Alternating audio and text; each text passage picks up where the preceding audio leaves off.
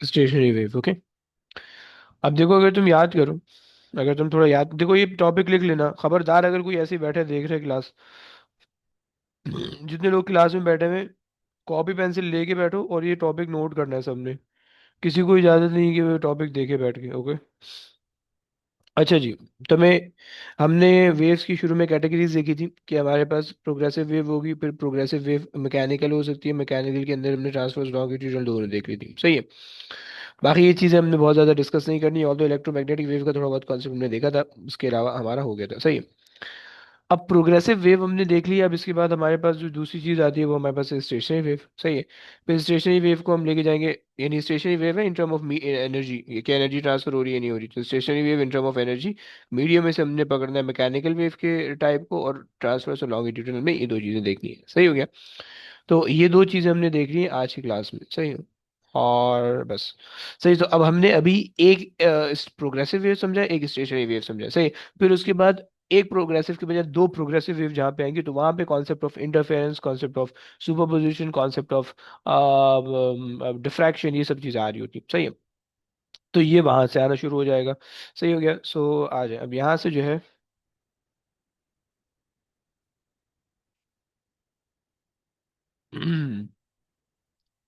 ये आ गया, ये आ गया, और ये आ गई आपकी कहानी, अरे कहाँ गया हीरा, सही। सो स्टेशनरी वेव। अच्छा, स्टेशनरी वेव का टॉपिक बड़े मजे का सिंपल सा टॉपिक है, सही। एक दफ़ा आपने समझ लिया तो ये आपको हमेशा जो है ना मज़े कराएगा ज़िंदगी में, सही है। और मतलब इसमें ऐसी कोई मुश्किल चीज़ नहीं है, सही है। तो ये कहानी है। बट एक दफ़ा समझ के पढ़ लोगे ना तो ये हो जाएगा, बट प्लीज़ इसको नोट कर लेना, सही है। इसको नोट कर लेना, कॉपी पेंसिल लेके बैठो सारे, और इसको नोट कर जाना जो जो भी मैं लिखवा रहा हूँ, सही है। अच्छा, सबसे पहले तो आती है डेफिनेशन की स्टेशनरी वेव होती क्या है, सही है, और इसके अंदर क्या चीज़ स्टेशनरी होती है, सही है। सो हम सबसे पहले तो इसकी डेफिनेशन लिख लेते हैं, सही है।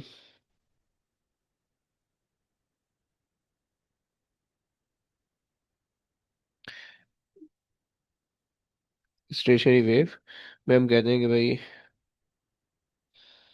वेव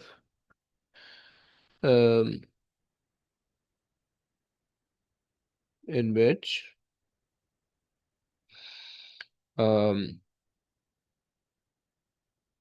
एनर्जी ऑसिलेट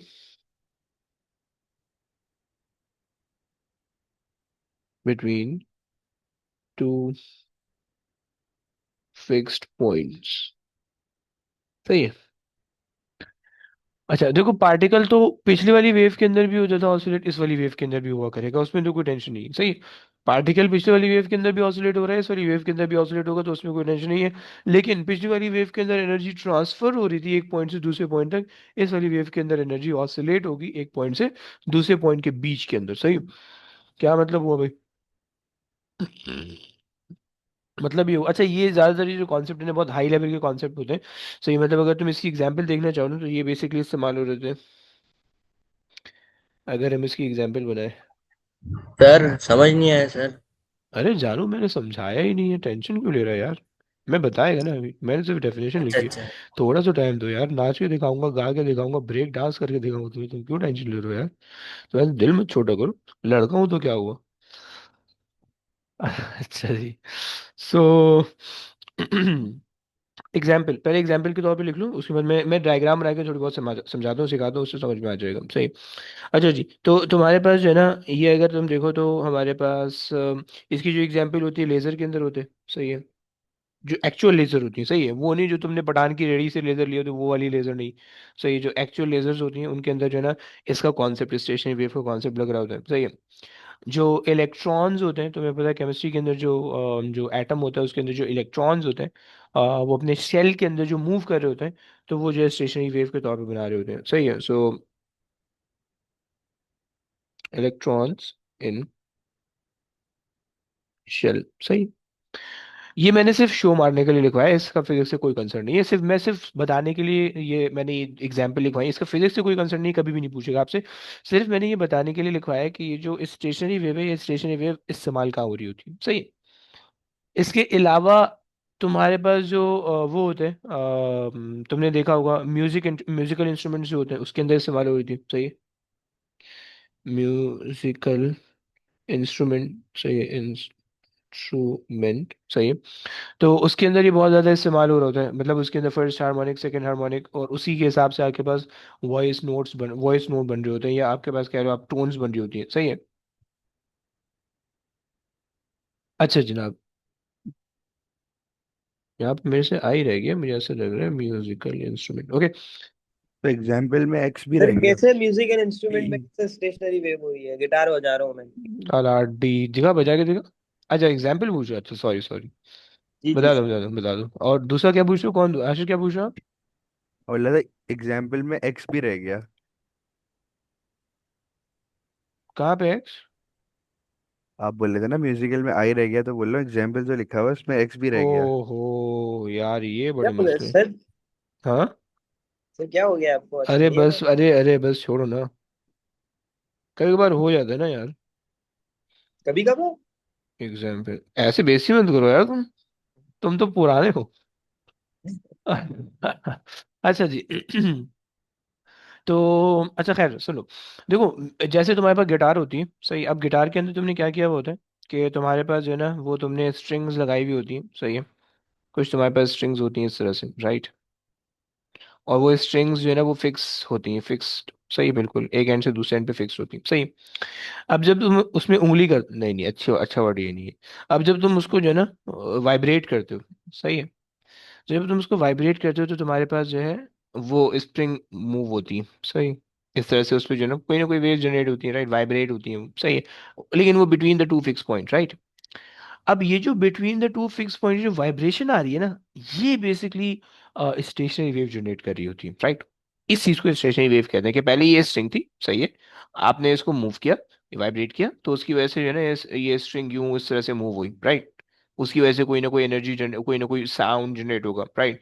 या एनर्जी जो है वो वेव जो है वो इस तरह से जनरेट हो जाएगी, सही है। अब जितना जैसा जिस फ्रीक्वेंसी का साइन आपने बचाना है उसी हिसाब से आप उंगली कर, मतलब उसी हिसाब से आप वाइब्रेट कर दो, अरे यार इग्नोर करना। तो उसी हिसाब से आप वाइब्रेट कर दो, सही हो गया। तो ये कॉन्सेप्ट है, क्या ये बात समझ में आ रही है? अब दादी क्या ये बात समझ में आ रही है? यस। Yes sir. सही हो गया। एक तो ये कॉन्सेप्ट हुआ। इसी तरह से जो वो होते हैं, तुम्हारे पास जो फ्लूइड्स होते हैं, नहीं, फ्लूट्स होते हैं, सही है, वो जो बांसुरी जिसको आप कहते हो उर्दू में, सही है। तो उसके अंदर भी तुमने देखा होगा कि उसके अंदर कुछ होल्स होते हैं ऊपर, कि जिसको जो है ना जो बांसुरी बजा रहा होता है वो बंदा अपने उंगलियों से जो है ना उसको किसी को रिलीज कर रहा होता है, किसी को प्रेस कर रहा होता है, किसी को रिलीज कर रहा होता है, राइट। तो वो भी बेसिकली हवा, मुंह से हवा फूकता है, सही है, और किसी होल को क्लोज करता है, किसी होल को ओपन करता है, तो उससे होता है कि स्टेशनरी वेव बन रही होती है। जिस होल को ओपन किया होता है वहां पे स्टेशनरी वेव फिर नहीं बन पा रही होती, जहाँ पे उसने क्लोज किया होता है वहां पे स्टेशनरी वेव बन जाती है, सही। अच्छा जी। लेकिन सर हाँ, ये वो बांसुरी में तो अंदर वो वाइब्रेशन होती है इसलिए। नहीं वो बेसिकली उसके अंदर ना भी जैसे ढक्कन होता है ना, पेन का ढक्कन है, सही, तुम उसको निकाल के उसे फूंक मारो, सीटी बजती है। जी। अबे चिंदी आदमी हो, अच्छा सॉरी। हाँ हाँ भाई, सबने किया है, किसने नहीं अच्छा किया है अच्छा, ये? ओके ओके, मजाक कर रहा हूँ, खैर। तो वो जो सीटी बजती है ना वो स्टेशनरी वेव होती है, सही है। अब उसमें आपको पता है, अगर आपके पास अभी भी पेन का ढक्कन पड़ा है ना, आप उसको कोशिश करो कि उसमें फूंक मारो, सही है। जब आप उसमें फूंक मारोगे तो जोर से फूंक मारने पे सीटी नहीं बजेगी, बल्कि एक अमाउंट में जब फूंक मारोगे ना, या एक खास तरीके से जब फूंक मारोगे तो सीटी बजेगी, ऐसा ही होता है। जिनको एक्सपीरियंस है प्लीज से यस और नो।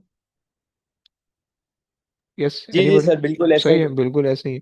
सही है, तो ये बेसिकली स्टेशनरी वेव है कि जब एक स्पेसिफिक फ्रीक्वेंसी आप जनरेट करते हो ना, तो उस स्पेसिफिक फ्रीक्वेंसी पे स्टेशनरी वेव जनरेट हो जाती है। और स्टेशनरी वेव का मतलब ये होता है कि किसी भी दो पॉइंट के बीच में आपके पास वेव है और आपने उसको ऑसिलेट कर दिया, यानी अगर आप यहाँ पे समझना चाहो, लेट्स से कि भाई हमारे पास एक पोल है, सही है, सॉरी, हमारे पास एक पोल है, सही है।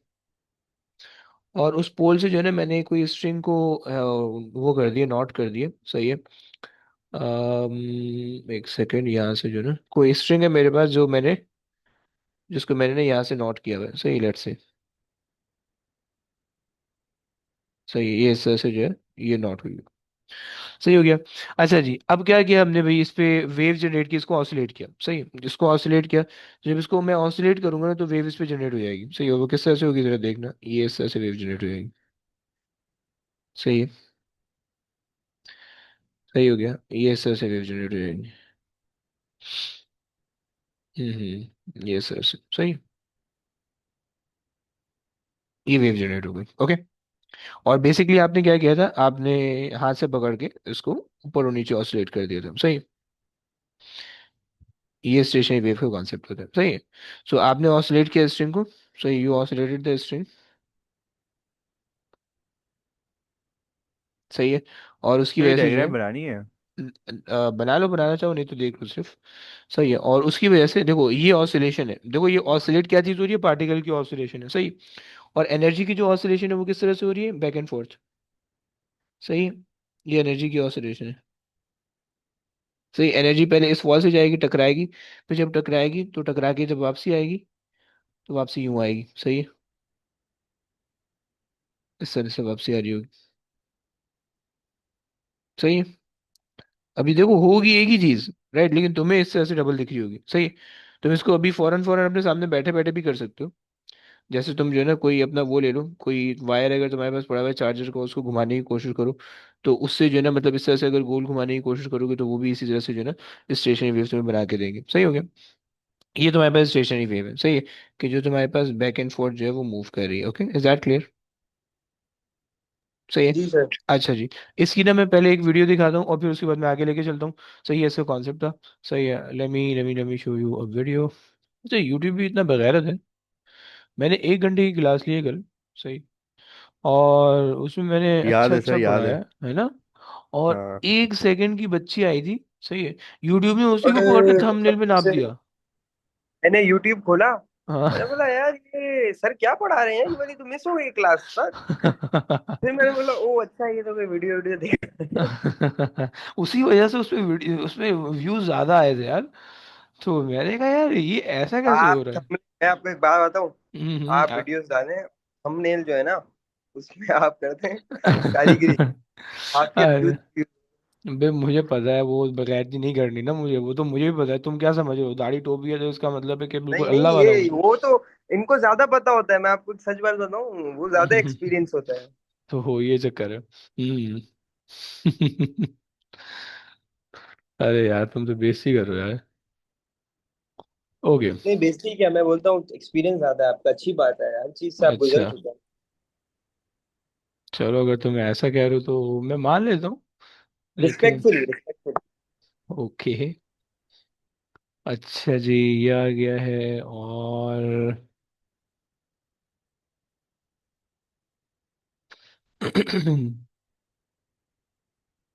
ये दिखा दी आप लोगों को, ये भी दिखा दी है। परफेक्ट, आ जाओ।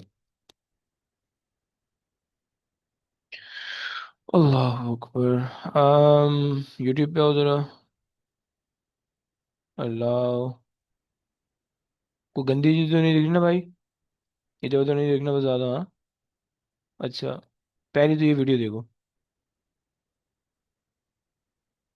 सही हो गया। अब देखो ये एक वो है, सही है। ये एक रस्सी है, उस रस्सी को जो है ना इसने वो किया हुआ है, देख पा रहे हो? अगर तुम्हारे लिए जी मैं सर, वीडियो, देख रहा हूँ। सही है।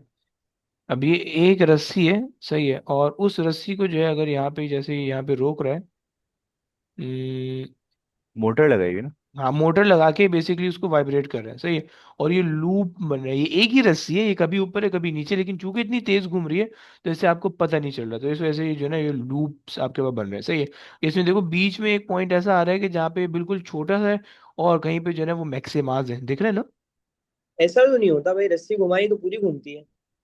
देखो अगर बहुत हल्की स्पीड से घुमाओगे तो वो पूरी घूमती हुई आपको दिखेगी, लेकिन अगर तेज घुमाओगे ना, बहुत तेज घुमाओगे, मतलब लाइक 1 सेकंड में 200 दफा घूम रही है ये, समझ रहे हो? ये 1 सेकंड में 300 दफा घूम रही है ये, समझ रहे हो? तो आप उतनी तेज अगर घुमाओगे तो ऊपर और नीचे एक ही तरह, जैसे तुम, जैसे पंखा होता है ना, पंखा जब तेज हम्म, चलता है तो उसकी पंखड़ी 3 से ज्यादा फील होने लगती है एकदम से, राइट। या गोल गोल घूमने वाली कोई चीज होती है, अगर वो ज्यादा तेज चल रही होती है तो वो हम्म। एकदम से, तो उसके अंदर की चीज हल्की दिख रही होती है या 3 से ज्यादा दिख रही होती है, राइट। कॉन्सेप्ट आ रहा है समझ में? जी जी जी। ये कॉन्सेप्ट है। अच्छा जी, आ जाओ, ये वो देख लो। स्टेशनरी घूम रहा होता है एक ही स्पीड में।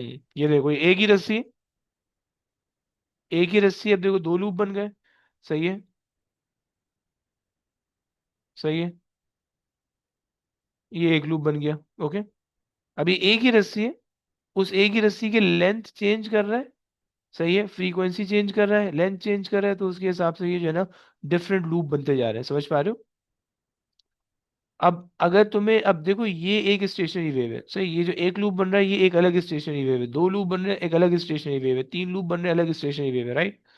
समझ पा रहे हो? ये कॉन्सेप्ट होता है स्टेशनरी वेव का। रस्सी एक ही है, लेकिन वो चूंकि वाइब्रेट इतनी तेज हो रहा है, वो आप हाथ से वाइब्रेट नहीं कर सकते, तो आप हाथ से स्टेशनरी वेव नहीं देख सकते, ओके? ये पीछे पीछे उसने मोटर लगाई हुई है, तब जाके आपको ये दिख पा रहा है कि स्टेशनरी वेव आके बन रही है, right? Is that clear? Sir stationary का मतलब यहाँ पे सेम स्पीड के साथ मतलब। नहीं नहीं, स्टेशनरी का मतलब है कि स्टेशनरी वेव से अगर आप पकड़ो, वेव एनर्जी को कहते हैं, स्टेशनरी का मतलब है कि एनर्जी इज स्टेशनरी, राइट? और बिटवीन द टू पॉइंट्स, कोई भी दो पॉइंट्स है उनके बीच में स्टेशन, उनके बीच में एनर्जी भी ऑसिलेट हो रही है, उनके उनके बीच से एनर्जी निकल के कहीं नहीं जा रही, ये कॉन्सेप्ट। कंजर्व्ड है। कंजर्व नहीं कहोगे, बस ये जैसे वेव्स के अंदर एनर्जी ट्रांसफर होती है, यहाँ पे जो है ना, जो जनरल वेव के अंदर एनर्जी जैसे ट्रांसफर होती है, यहाँ पे एनर्जी ट्रांसफर नहीं हो पा रही है। जैसे इस बंदे का हाथ है और जो पीछे मोटर लगी हुई है उसके बीच में एनर्जी जो है लूप की फॉर्म में ऑसिलेट हो रही है, बस ये कॉन्सेप्ट है, समझ लो? जी सही हो सर। गया, बस ये कॉन्सेप्ट है, अब आ जाओ। लेकिन एक हम्म। बात बताएं, आप गिटार की एग्जांपल है, हाँ जी। तो उसकी जब वो जो वायर होता है उसको ऐसे वाइब्रेट करते हैं, हाँ हाँ। वो जो एनर्जी वो ऐसे घूमती है ऊपर नीचे होती है, तो ऐसा ही हो रहा होता है ना। जी। लेकिन उसमें तो एनर्जी, साउंड एनर्जी बनती है, तो वो तो ट्रांसफर हो रही है ना। अबे देखो, उसके अंदर दो चीजें होती हैं अलग। एक तो जो स्ट्रिंग है, स्ट्रिंग के ऊपर जो स्टेशनरी वेव बनती है ना, वो बनती है ट्रांसवर्स वेव, राइट? लेकिन उस ट्रांसवर्स वेव का इफेक्ट बाहर की एयर पे पड़ता है, सही, क्योंकि जाहिर बात है जब वो ऑसिलेट हो रही है तो वो एयर के पार्टिकल को, एयर के मॉलिक्यूल को भी कंप्रेस और एक्सपेंड कर रही है, राइट? तो जब वो एयर की मॉलिक्यूल को कंप्रेस एक्सपेंड करती है तो वहां से बन जाती है ट्रांसवर्स वेव, राइट? तो स्ट्रिंग अपनी खुद ऑन इट्स ओन वो स्टेशनरी वेव होती है, लेकिन वो एयर पार्टिकल को जो नियर बाय होते हैं, वो उनको जो है उनके अंदर एनर्जी फुलफिल करके साउंड की फॉर्म में उनको ट्रांसफर्स वेव बना के, उनको लॉन्गिट्यूडनल वेव बना के उसके थ्रू एनर्जी ट्रांसफर होती है और आपको साउंड सुनने वाला है, समझ रहे हो? ये कॉन्सेप्ट होता है। क्लियर हो गया? चलो, अब आ जाओ, वापसी आ जाओ लेक्चर पे, सही है? तो अब हमारे पास, ये मैंने कुछ एग्जांपल बता दी, सही है? सबको समझ में आ गया, सारों को कॉन्सेप्ट समझ में आ गया? भाई जरा एक दफा आना बोल दो, कॉन्सेप्ट समझ में आ जी गया सर। स्टेशनरी वेव का? सबको आ गया? Yes sir. ओके, परफेक्ट हो गया। हारून आ गया? अहमद आ गया? जी सर। ओके। अब आ जाओ जरा इसकी प्रॉपर्टीज देख लेते हैं, सही है? या आप कह लो डिफरेंस बिटवीन, या प्रॉपर्टीज कह लो, difference between stationary and progressive wave, progressive wave, okay.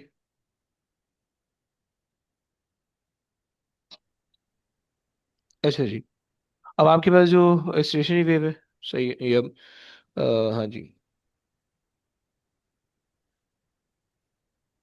Stationary wave है, सही है, और आपके पास है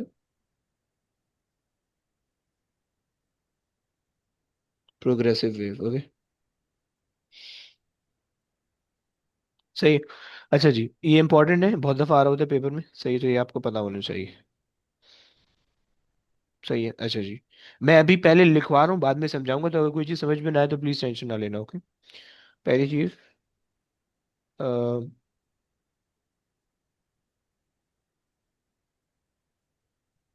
varying amplitude, stationary waves has a varying amplitude, okay. Progressive wave has fixed amplitude, okay।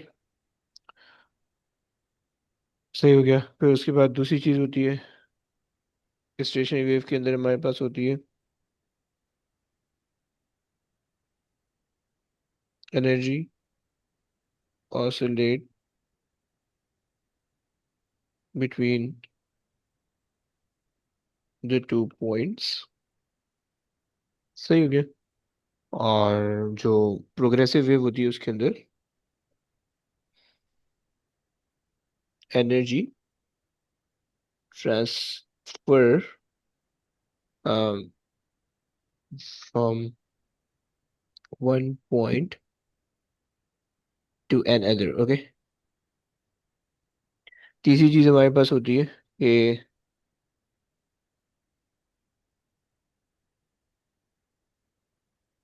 To particles या to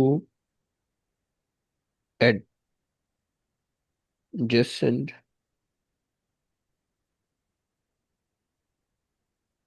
particles will be in phase। सही है। और two adjacent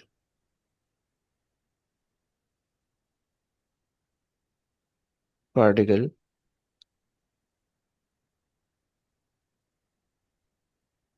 will have some phase difference। phase difference। Okay.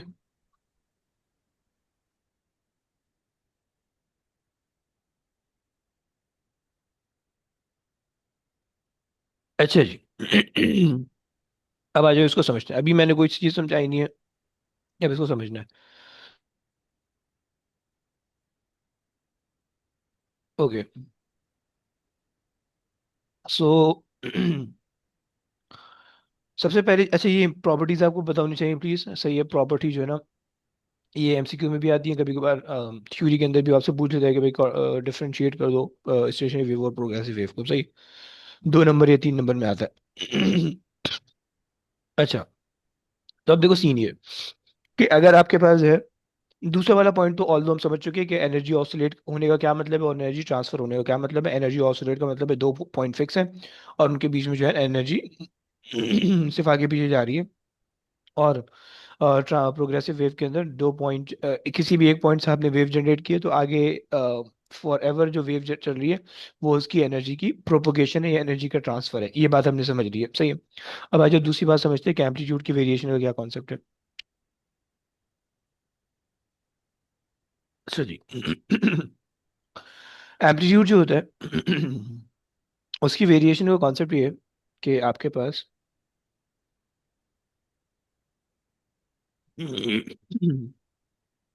Okay, सो अगर आप एक progressive wave बनाओ और एक स्टेशनरी वेव बनाओ, सही है, तो एक प्रोग्रेसिव वेव लेट से मान लेते हैं कि भाई हमारे पास जो है ना ये स्ट्रिंग थी। सही है, ये हमारे पास एक स्ट्रिंग थी, हमने इस स्ट्रिंग को 2 पॉइंट पे फिक्स कर दिया। सही है, जैसे कि तुम रबर बैंड लो और रबर बैंड को बीच से काट के दो अलग अलग जगह पे बांध दो। सही है, ये सबसे अच्छी एग्जांपल इसकी रबर बैंड से हो सकती है। सही, और फिर तुमने ना उसको बीच से ऑसिलेट किया, तो रबर बैंड लेट से इस तरह से ऑसिलेट हो रहा होगा। सही, कभी ऊपर जा रहा होगा, कभी नीचे आ रहा होगा। सही है। एक एक दो, तीसरी के ऊपर एक दो। सही, ये तुम्हारे पास एक तो स्टेशनरी वेव पहले तो ये बन गई। सही। अब सबसे पहले तो ये समझ लो कि इस पार्टिकल की मूवमेंट किस तरह से हो रही है।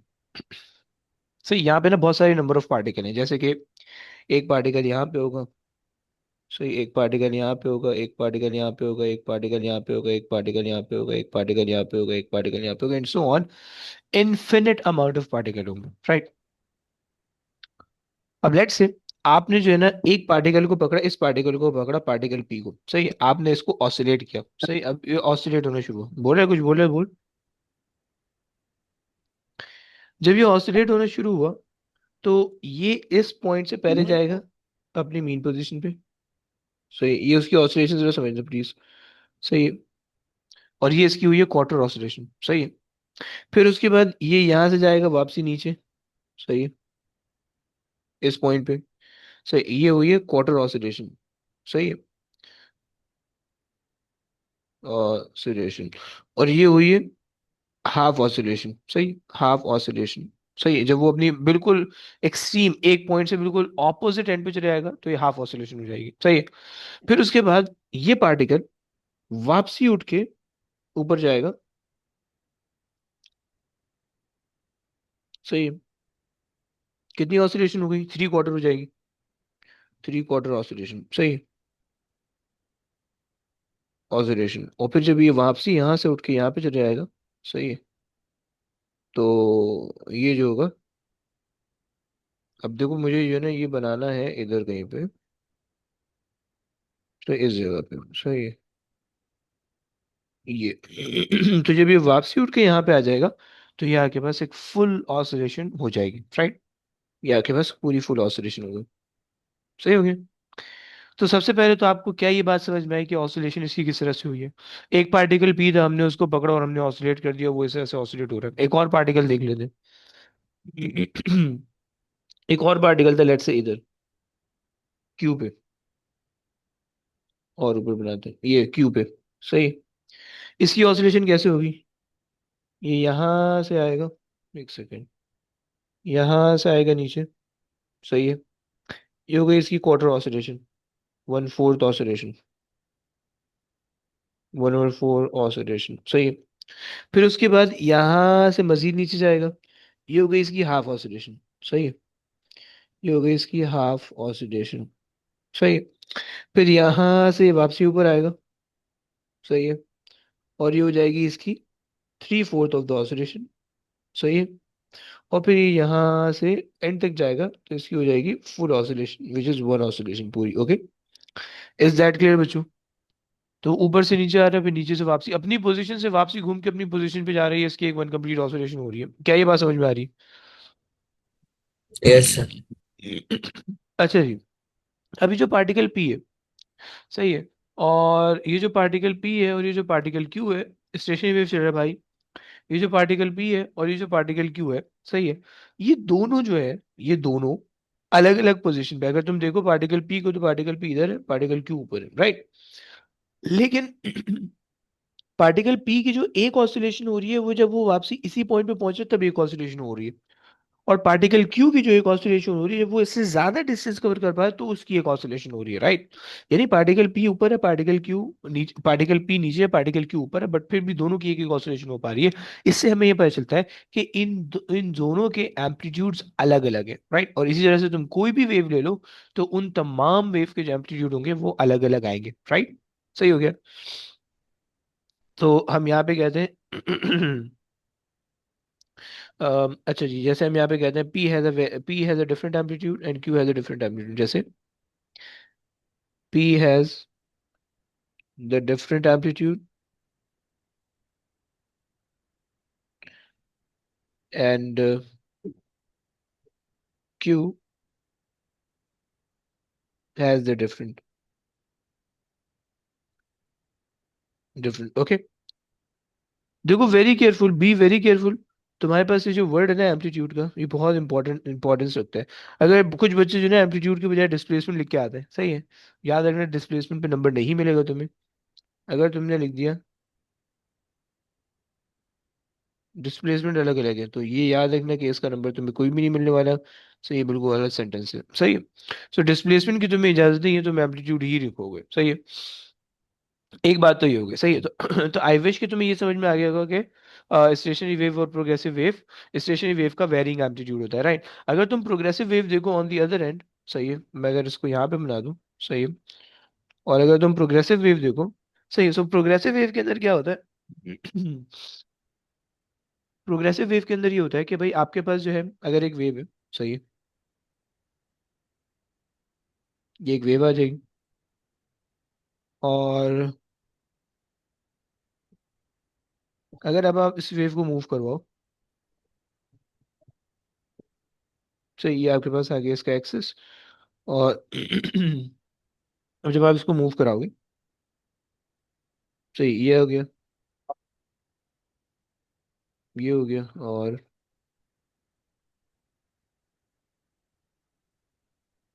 ये हो गया। सही है।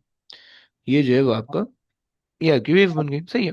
अब अगर आप इस पार्टिकल को कंसिडर करो, लेट से, सही है, पार्टिकल पी को इस पॉइंट को कंसिडर करो, तो जितनी भी वेव के पार्टिकल है, जितनी भी वेव के पार्टिकल है, तमाम वेव के पार्टिकल को इस पॉइंट पी तक गुजर के पास होना होगा। किसी कोई इससे कम नहीं जा सकता, कोई इससे ज्यादा नहीं जा सकता। ओके। तो इस केस के अंदर हमारे पास जो पार्टिकल पी है वो एक फिक्स एम्पलीट्यूड के तौर पे काम कर रहा है। यानी जितने भी पार्टिकल हैं, चाहे उनकी कम डिस्प्लेसमेंट हो चाहे ज्यादा डिस्प्लेसमेंट हो, जब पीछे से एनर्जी फ्लो होगी तो इनको भी उस पी के पार्टिकल पी के कैलिबर पे, पार्टिकल पी के लेवल पे आना पड़ेगा, सही, तब जाके एनर्जी आगे ट्रांसफर होगी। Right, this is the case in the progressive wave. Right, क्या ये बात समझ में आ गई? सुनो ना सर भाई। आप सर आप दूसरी वाली वेव में दो दो पार्टिकल ले रहे थे, पी और क्यू। सर हम्म। यहाँ पर आप एक ही ले रहे हैं, सिर्फ अगर क्यू। यहाँ पे भी अगर आप दूसरा पार्टिकल लो, सही है, अगर आप लेट से दूसरा पार्टिकल ले लो, इधर ले लो, क्यू पे ले लो, सही है, ये एक क्यू ले लो, सही है। तो ये जो पी है, क्यू है, एक और पार्टिकल ले लो यहाँ पे, अगर आप लेना चाहो आर ले लो, सही है। वहां पे भी अगर आप तीसरा पार्टिकल लो तो वो भी वही सेम एक्सप्लेनेशन बनेगी। तो अगर आप तीन पार्टिकल भी ले रहे हो तो आर को जो है वो इस पॉइंट तक रीच करना ही होगा, और क्यू जो है वो इस पॉइंट की रीच करने के बाद आगे आगे की बात होगी। राइट। तो कॉन्सेप्ट ये है।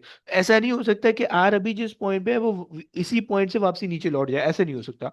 आर जब तक इस मैक्सिमम पॉइंट तक नहीं पहुंचेगा तब तक वो नीचे नहीं जा सकता। And same goes for Q. लेकिन स्टेशनरी वेव के अंदर ऐसा नहीं है। यहाँ पे जो पी है वो इसी पॉइंट से वापसी लौट जाएगा, क्यू है इसी पॉइंट से वापसी लौट जाएगा, जो ये मैक्सिमम वाला पॉइंट है ये इसी पॉइंट से वापसी लौट जाएगा। सही हो गया? तो क्या ये बात समझ में आती है? ये तो समझ गए। सही हो गया, मुझे परफेक्ट। बस यही जो पी और क्यू है, हाँ हाँ। डिफरेंट एम्पलीट्यूड दोनों के। अगर स्टेशनरी वेव के अंदर बात करोगे तो डिफरेंट एम्पलीट्यूड है। एक थोड़ा सा। क्योंकि एक एक एक जो है वो थोड़ा कम अपना फासला कर रहा है और हम्म। दूसरा ज्यादा कर रहा है। हाँ जी, बिल्कुल सही है, ऐसा ही है। ऐसा ही है, अगर मिडिल पे आता है तो अगर वो बिल्कुल ज्यादा सिंपल कर होता है। रहा है। हाँ, लेकिन हाँ देखो अब अगर कोई पार्टिकल इधर है, सही है, तो वो यहाँ से यूँ ऑसिलेट होगा तो उसको कोई और एम्पलीट्यूड है। कोई पार्टिकल यहाँ से ऑसिलेट करे तो उसको कोई और एम्पलीट्यूड है। कोई यहाँ से करे तो उसको कोई और एम्पलीट्यूड है। राइट, समझ पा रहे हो? जी जी, लेकिन उसमें नहीं है ऐसा। प्रोग्रेसिव वेव के अंदर ऐसा नहीं है। प्रोग्रेसिव वेव के अंदर जो भी, जैसे आर है, तो अगर तो ये प्रोग्रेसिव वेव होगी तो आर को इस पॉइंट पी तक पहुंचना ही पहुंचना है, तब जाके वो नीचे जाएगा। राइट। लेकिन स्टेशनरी वेव के अंदर ऐसे नहीं है। जो पी है उसको आर के लेवल तक नहीं पहुंचता, ये अपने मैक्सिमम लेवल पे अभी यहाँ से नीचे जा सकता है। ओके, ये कॉन्सेप्ट है। क्योंकि आर जो है वो पी के पॉइंट पे भी जाएगा, फिर क्यू के पॉइंट पे जाएगा, फिर जाके वो नीचे जाएगा। हाँ जी, हाँ जी, और फर्दर नीचे जाएगा। हाँ, क्योंकि जो वो है ना स्टेशनरी वेव, वो अपनी जगह पे ही महदूद रहती है। परफेक्ट। ऐसा ही सही हो है। गया, जी जी जी। सही हो गया, कोई मसला तो नहीं है। नहीं सर। परफेक्ट। अच्छा जी, यहाँ पे हमारे पास जो है अगर यहाँ पे हम थोड़ी सी एक्सप्लेनेशन लिखें तो हमारे पास ये हो जाएगा, Q must reach our, okay, Q must reach P, okay, and R must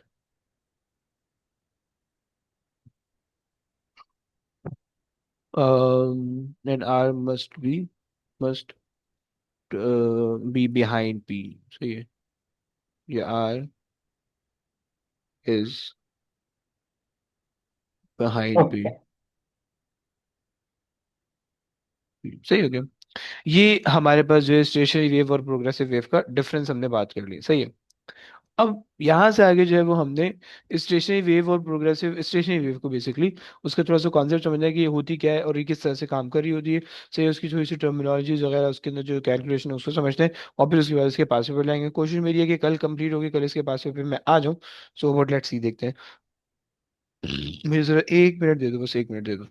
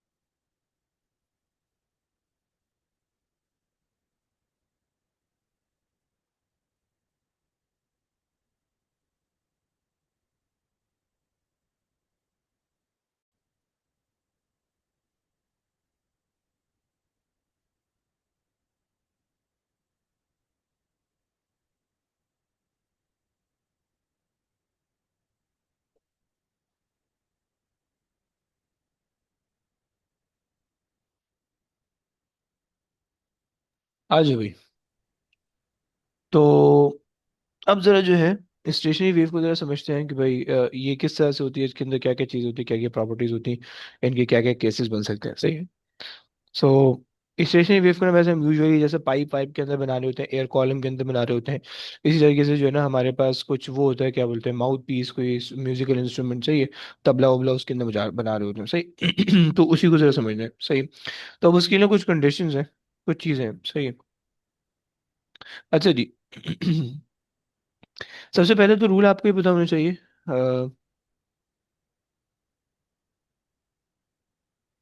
rule ये कि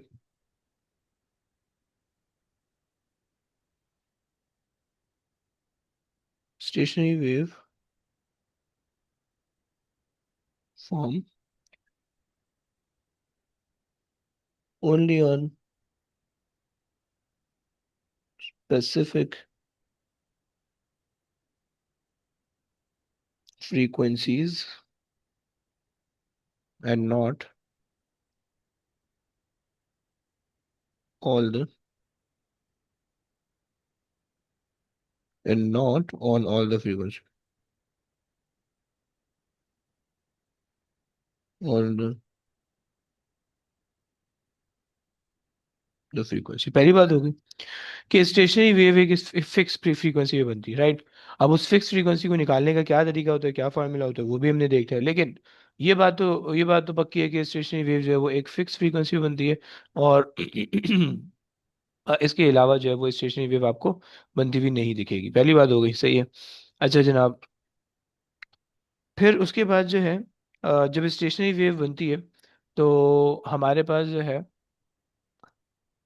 हर हर स्टेशनरी वेव के अंदर, सही है, आप उस वेव को इंक्रीज या डिक्रीज कर सकते हो, राइट, लेकिन वो एक फिक्स अमाउंट में इंक्रीज या डिक्रीज होगी। क्या मतलब है वो भी मैंने भी बताना है। सही। बट खैर, एक तो रूल ये, दूसरा रूल ये कि जब भी स्टेशनरी वेव आपको दिखेगी ना तो वो किस तरह से दिखेगी, आपको हमेशा इस फॉर्म में दिखेगी, राइट। एक सेकंड। स्टेशनरी वेव हमेशा आपको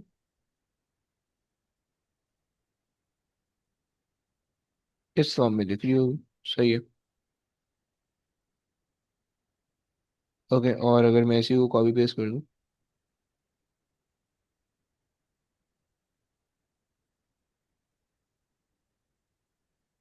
सही है, ये आपके पास आ गया। अरे यार,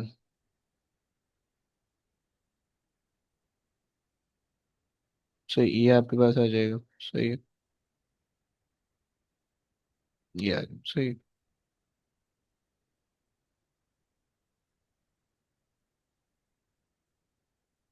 ये आ गया। And the last one. Okay. तो ये तुम्हारे पास जो है ना स्टेशनरी वेव तुम्हें पहले तो इस तरह से दिख रही होगी, पहली बात। सही। अब दूसरी चीज ये है कि स्टेशनरी वेव के अंदर जो है ना, तो यहाँ पर बहुत सारे, चूंकि नोड्स और एंटी नोड्स होते हैं। सही है। इसको हम स्पेशली स्टेशनरी वेव के अंदर ही कहते हैं कि भाई ये स्टेशनरी वेव के अंदर जो है ना बहुत सारे नोड्स और एंटी नोड्स हैं। सही है। और ये मैं इसको ना थोड़ा सा और कंटिन्यू करता हूँ आगे। सही है। लेट्स से यहाँ से स्टेशनरी वेव जो है ना वो जनरेट होनी शुरू हुई, ऑसिलेट होना शुरू हुई। सही। तो अब ये जो पॉइंट होंगे ना, सो अब ये वाले जो पॉइंट होंगे ये आपके पास होगा नोड। सही है। सही है। ये वाला जो पॉइंट होगा ये आपके पास होगा नोड। ये जो पॉइंट होगा ये आपके पास होगा नोड।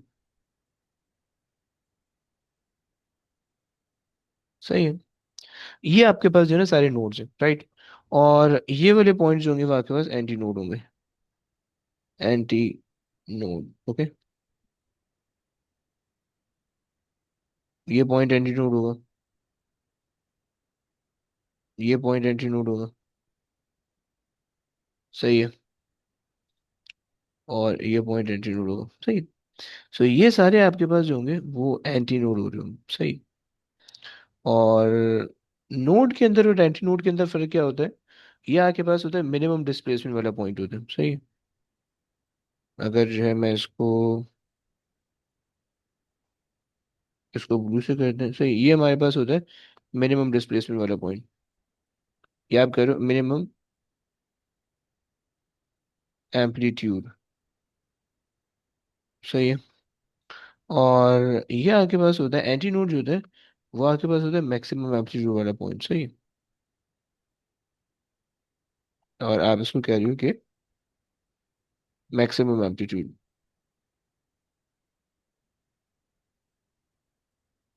एम्पलीट्यूड। ओके। ये आगे बस दो बातें होंगी। सही होगी। ये तो चीज़ आपने अहम रखनी है। सही है कि जो है ना मिनिमम एम्पलीट्यूड और मैक्सिमम एम्पलीट्यूड का क्या मतलब होगा और वो कहाँ पे अप्लाई हो रहा होगा। सही हो गया। ये तो एक चीज़ आपने बहुत इंपॉर्टेंट है, ये याद करके संभाल के रखनी है। सही। नोड हमेशा जो होगा वो आपके पास इस तरह से बन दिखेगा आपको, डिस्प्ले मिनिमम डिस्प्लेसमेंट। और एंटी नोड जो होगा वो हमेशा आपको इस तरह से दिखेगा। सही है। अब जब आप इसको अप्लाई करने जाओगे ना रियल लाइफ के अंदर या रियल सिनेरियो के अंदर, तो नोड हमेशा जो है ना वो क्लोज एंड पे बना करेगा। और ओपन जो एंटी नोड है वो हमेशा ओपन एंड पे बना करेगा। ओके। सो जो नोड हमारे पास बना करेगा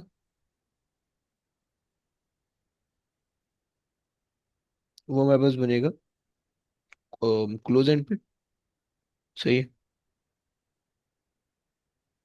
always form node on the close and.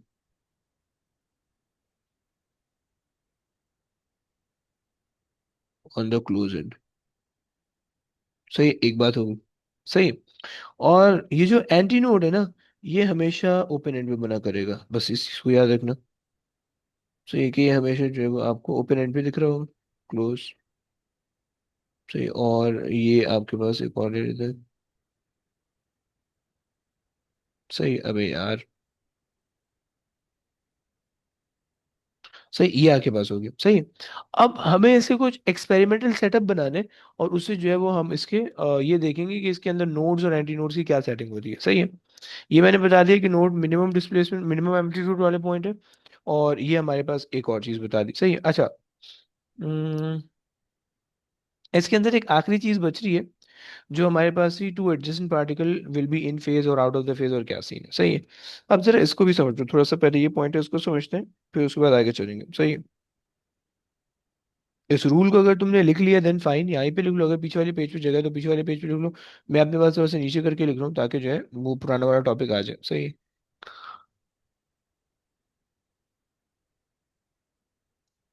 यहाँ पे लिख लीजिए। सही है। अच्छा, अब यहाँ पे जरा कॉन्सेप्ट ऑफ फेज और इन फेज का कॉन्सेप्ट समझ लो। राइट। सो हमने ये बात कही कि भाई एडजेसेंट पार्टिकल इन फेज है। सही है। Adjacent particle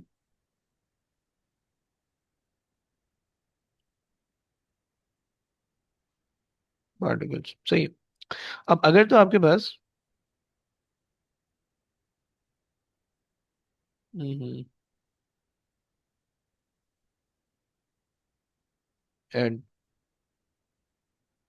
adjacent particle. Okay. सो अभी जो एडजेसेंट पार्टिकल है, अब इनके दो केसेस हो सकते हैं। सही है। या तो they would be in phase. Okay. अगर तो इन फेज हो रहे हैं तो इसमें कोई वो नहीं है। सही है। लेकिन इन फेज और आउट ऑफ द फेज होता क्या है उसको भी जरा समझना है। सही है।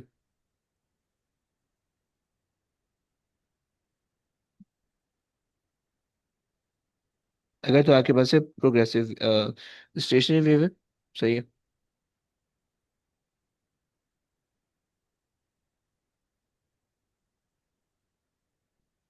और अगर तो आपके पास है progressive wave.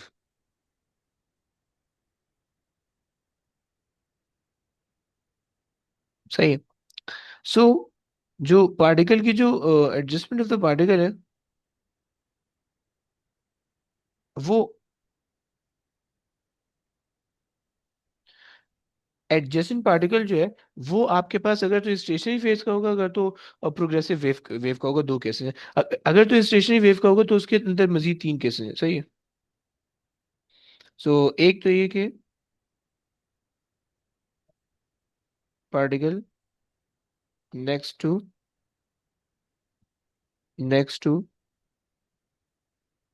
N other particle. Right. पहली बात हो गई।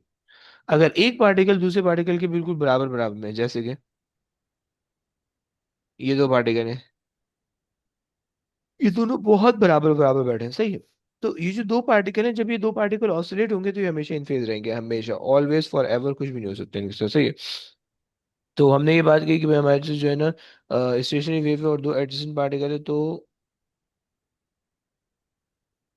सही है। तो जो एडजेसेंट पार्टिकल है हमारे पास इन फेज होगा दूसरे वाले पार्टिकल। इन फेज का मतलब क्या है? इन फेज का मतलब ये होता है, इन फेज बेसिकली एंगल को कहता है। इन फेज का मतलब ये है कि जितना अमाउंट में एक पार्टिकल सीधा जा रहा होगा ना, उतना ही अमाउंट में दूसरा पार्टिकल भी जा रहा होगा, सही है। ये चक्कर होता है, ये जिस एम्पलीट्यूड के साथ या स्मॉल पार्टिकल का जो कम एम्पलीट्यूड है, उसी तरह से जो है ना एक लार्ज पार्टिकल का, स्मॉल पार्टिकल से मतलब ये कि स्मॉल डिस्प्लेसमेंट वाले पार्टिकल का, यानी इस पार्टिकल का कम अगर एम्पलीट्यूड है तो इसका जो है वो ज्यादा एम्पलीट्यूड है, राइट, ये आपको दिख रहा है, सही है। तो ये फिर टोटली डिपेंड करेगा, जो आपने रॉड नीचे लगाई हुई है ना उस पर डिपेंड कर रहा होगा, सही हो गया। खैर, तो हमने ये कहा कि भाई particle next to another particle, पहला केस, तो उसमें जो फेज डिफरेंस होगा, ये रट्टा लगाने वाली चीज है, फेज डिफरेंस जीरो होगा। फेज डिफरेंस, ये नहीं पूछना इस वाले टॉपिक में, ये नहीं पूछना कि क्या होता है क्यों होता है, सही, ये वाले फॉर नाउ। ये जो एडजस्टमेंट ऑफ द पार्टिकल मैंने लिखा है इसके अंदर, ये नहीं पूछना क्यों होता है क्या होता है, सिर्फ तुम्हें रट्टा लगवाऊंगा मैंने नहीं याद करवाना, क्योंकि अभी समझ में नहीं आएगा, जब हम नेक्स्ट चैप्टर पे जाएंगे तो फिर इंशाल्लाह हमें समझ में आएगा, बट फॉर नाउ इसको रट्टा लगाओ, सही है। एक बात हो गई। दूसरी बात, अगर तो पार्टिकल जो है ऑल्टरनेटिव, अगर तो पार्टिकल नेक्स्ट लूप में है, यानी पार्टिकल बिसाइड है, सही है। पार्टिकल्स इनटू डिफरेंट नोड्स या इनटू डिफरेंट सिनेरियोस, ये आप कह रहे हो, सही है। सो पार्टिकल इनटू डिफरेंट,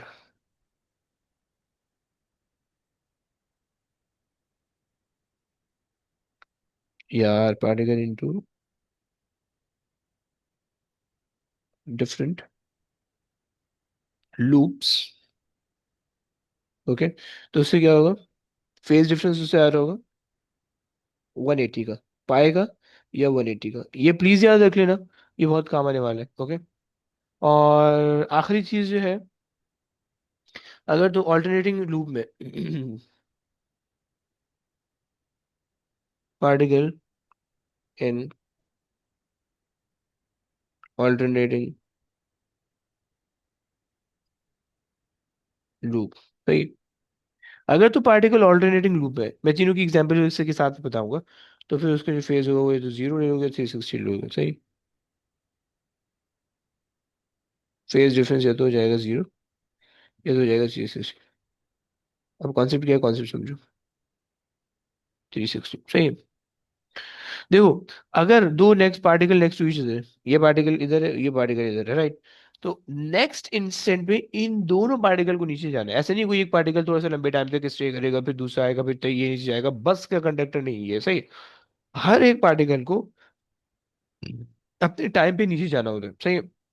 तो जब वो नीचे जा रहा होगा तो एक के आप कह लो कि जब वो दो पार्टिकल नीचे आ रहे होंगे, तो एक पार्टिकल का एम्पलीट्यूड अलग होगा, दूसरे पार्टिकल का एम्पलीट्यूड अलग होगा, तो इसलिए आपको उससे कोई टेंशन नहीं होगी, सही हो गया।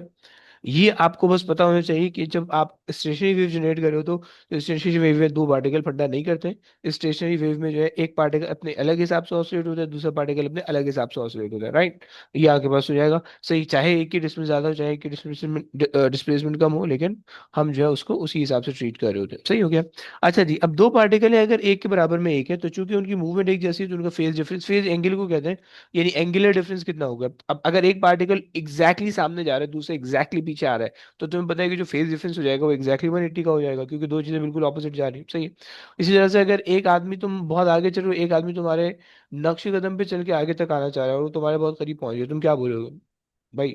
मे बी उसने जो है ना फोर्थ क्वार्टर आप उसने कंप्लीट कर लिया, आप जैसा बन गया, वन क्वार्टर उसने नहीं कंप्लीट किया, वट जो भी आप कहना चाहो, सही है। तो मेरा मकसद यहाँ पे बताने का ये है कि फेज डिफरेंस की जो वैल्यू होती है वो बहुत इंपॉर्टेंट होती है, बहुत आप कह लो कि अहम होती है, सही है। तो यहाँ पे आपको मैंने रट्टा लगवा दिया कि जीरो का फेज डिफरेंस है। दूसरा कि particle into different loops, particle into different loops की क्या एग्जांपल है कि भाई अगर आपके पास जो है ना यहाँ पे एक लूप तैयार है, दूसरा लूप भी हो रहा है, से सही है। अब आपको ये बात पता है कि अगर इसका ऊपर वाला लूप एग्जिस्ट करेगा तो इसका नीचे वाला एग्जिस्ट करेगा, अगर इसका नीचे वाला पहले वाले का नीचे वाला एग्जिस्ट करेगा तो दूसरे वाले का ऊपर करेगा एग्जिस्ट, राइट। ये दोनों एक साथ एग्जिस्ट नहीं कर सकते, बट चूंकि वहां पे स्पीड बहुत तेज होती है तो आपको दोनों एक साथ लग रहे होते हैं, बट वो ऐसा नहीं होता, सही है। तो एक तो ये बात हो गई, सही है। अब हमारे पास जो है, अगर हम इसकी वेव कंप्लीट करें, लेट से ही हो गई, सही, और ऊपर ही कोई समाज वाला भी आएगा, तो अब अगर, अच्छा ऊपर जो है, एक एक आपके पास ये हो गई एक वेव ये हो गई, दूसरी वेव ये हो गई, और अब आपके पास जो है, यार एक सेकंड देना।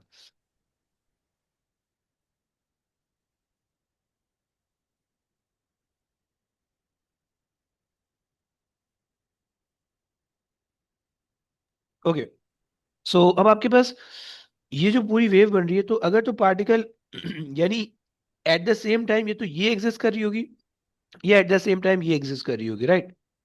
ये दोनों मिलके एक साथ एग्जिस्ट नहीं करेंगी, क्योंकि जाहिर ही बात है, जब आपको ये दिख रहा होगा तो ऊपर वाला नहीं होगा, जब वो दिख रहा होगा तो नीचे वाला नहीं होगा। सही, स्टेशनरी वेव तभी बन रही होती है कि एक एक वेव इंसिडेंट होती है, और वही जब सुपरपोज होती है तो फिर आपके पास स्टेशनरी वेव बनती है, सही है। तो तो अब ये मैंने ये चीज आपको बता दी, सही है।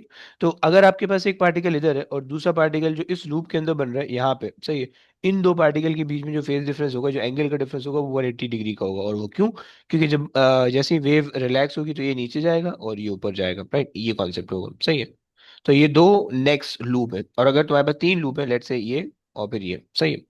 अब इसका जो भी पार्टिकल है और इसका जो भी पार्टिकल है, उनका फेज एंगल सेम होगा, राइट। अब अगर पहला लूप है, एक पार्टिकल इधर, एक पार्टिकल इधर, एक पार्टिकल इधर, एक पार्टिकल इधर, सब के फेज डिफरेंस जीरो होने वाले हैं, सही। इसी तरह से अगर तीन लूप है, सही, एक पार्टिकल यहाँ पे ले लो, एक पार्टिकल यहाँ पे ले लो, एक ये ले लो, ये ले लो, ये ले लो, ये, सही है। अब हर एक पार्टिकल को तीसरे लूप के हर एक पॉइंट को पहले लूप के अगर हर एक पॉइंट से कंपेयर करोगे तो फेज डिफरेंस जीरो का 360 का आएगा। तो वो तुम्हारे पास मैंने बता दिए, राइट। ये तुम्हारे पास दूसरा कॉन्सेप्ट हो गया, सही है, कि अगर पार्टिकल जो है वो एडजेसेंट पार्टिकल है तो फेज डिफरेंस जीरो होगा particle in the different loop, या particle in two different loops, या particle in the adjacent loop, अगर आप इस तरह से कह लो, या two particle in the adjacent loop, थोड़ा सा इसको सही करो, in adjacent loop, particle in adjacent loop,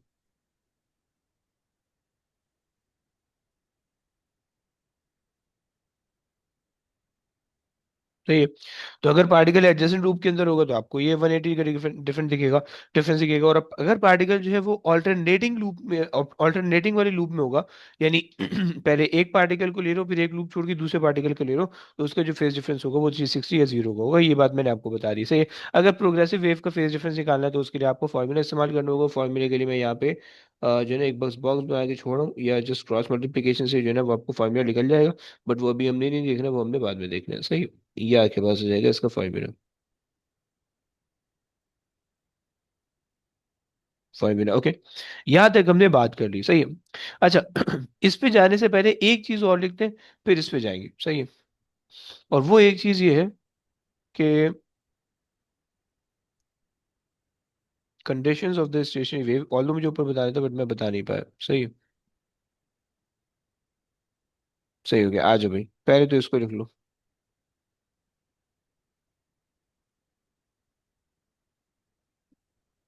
condition of stationary wave, सही है। हम ये कहते हैं कि भाई when a wave is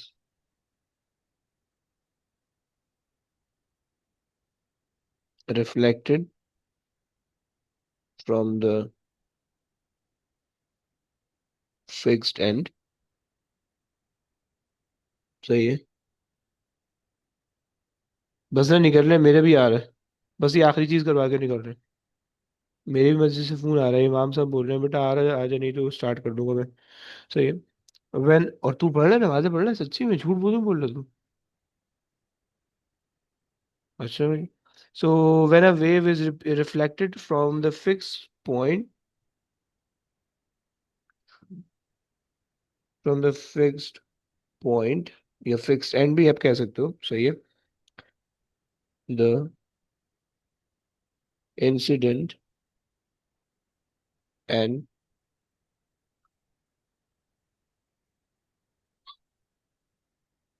reflected waves overlap, okay, सही है, with uh, with same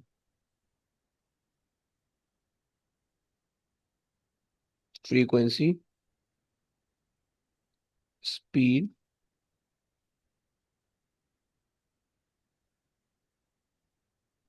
amplitude, okay, and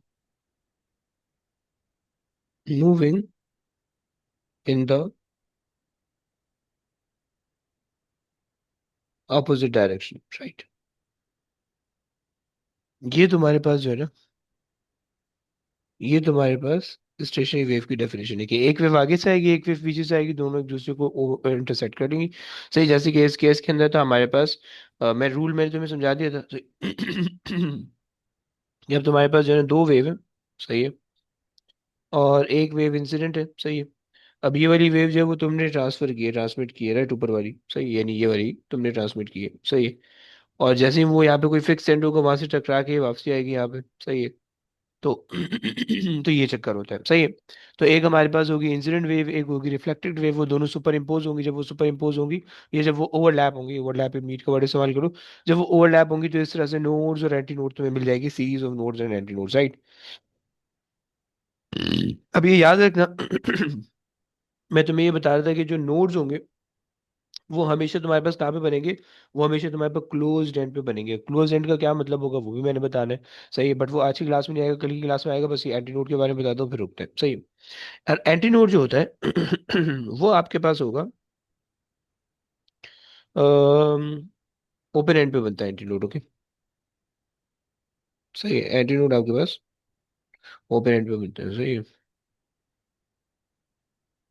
always form at the open and, open and, okay. ये तुम्हारे पास क्लोज एंड और ओपन एंड का ये कॉन्सेप्ट है, राइट। अब ये क्लोज एंड क्या है, ओपन एंड क्या है, नोड्स और एंटी नोड क्या है, इसके बीच में कितनी वेव होगी, कितनी वेवलेंथ होगी, ये तुम्हें समझ रहे हैं, इसको हम कल की क्लास में समझेंगे। बस इतना प्लीज याद रखना कि ये वाला एक पोर्शन है पूरा, इसके बीच में जो बन रहा है ये हाफ ऑफ द वेवलेंथ होती है, सही। इसको आप लैम्डा बाय 2 कहते हो, ओके। बस ये इसको इतना पता होना चाहिए आपको, ओके। अब यहाँ से आगे इसके कुछ केसेस है, कल कल वो डिस्कस करके फिर हमने कल इसके एमसीक्यूज देखना, और परसों जो है ना वो इसकी थ्योरी देखेंगे, तो हमारा ये चैप्टर कंप्लीट हो जाएगा। बस यहाँ तक आज की क्लास करते हैं, इंशाल्लाह नेक्स्ट क्लास कल करेंगे, सही। चले जी, चले, ओके गाइस, टेक केयर बच्चों, अल्लाह हाफिज। लाभ अल्लाह हाफिज।